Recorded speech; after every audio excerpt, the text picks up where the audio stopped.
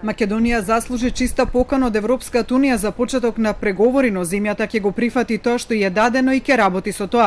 Ваква порека од самитот за Западниот Балкан во Лондон упати македонскиот шеф на дипломатијата Димитров за условениот датум за преговори со Унијата, потенцирајќи дека процесот на пристапување мора да биде според индивидуално постигнување на секој од земјите, а не тие да се ставаат во група. Сепак Димитров е настав дека поважно од тоа да се има датум е земјата да се трансформира во европска држава. Macedonia will still be the same country. And rather than focusing on a date, we need to focus on making the country European. Димитров, обраќајќи се на дебатата во рамки на самитот ЕУ Западен Балкан во Лондон, рече дека Македонија сега има домашна задача да создаде силни институции и оти не сме повторното враќање на фокусот на Унијата на Балканот да го земе здраво за готово и да се дозволи луксус да испушти шансата која и се дава. На прашањето за предизвиците од процесот кој предстои на Македонија за пристапување, вклучително и референдумот и можноста тој да биде неуспешен, Димитров рече дека невисока одговорност на владата е да се соочи со проблемот и да направи се што е можно тој да се реши и да се создадат можности граѓаните да изберат. Според него шансите се дека граѓаните ќе го поддржат договорот, бидејќи се работи за битка меѓу минатото и днината, меѓу стравот и виктимизацијата и надежта. We can do our best and I hope that will be enough.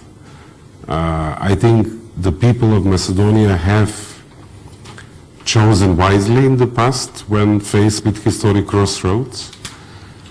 It would have been nicer to have a bit of a more an opposition that thinks about the country more than about their political future. But, maybe we all grow up in this process. Let's see. Еврокомесарот Јоханес Хан, кој учествуваше на истата дебата за референдумот зимето, рече дека по храбрата одлука за договорот зимето, Унијата сега треба да го поддржи тој да покаже дека е одржливо. We now have to do everything in order to help the country to convince their citizens that this is the right way ahead and that they already see the first results and benefits from such kind of decision.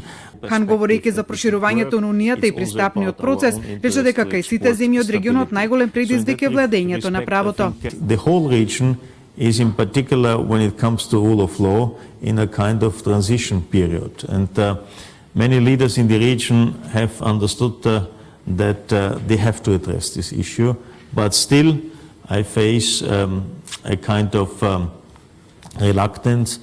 Според него, друг клучен предизвик за регионот е и постоење на државнички карактер, за да се разбере потребата од промени во општеството и на менталитетот за да се продолжи кон Европската унија.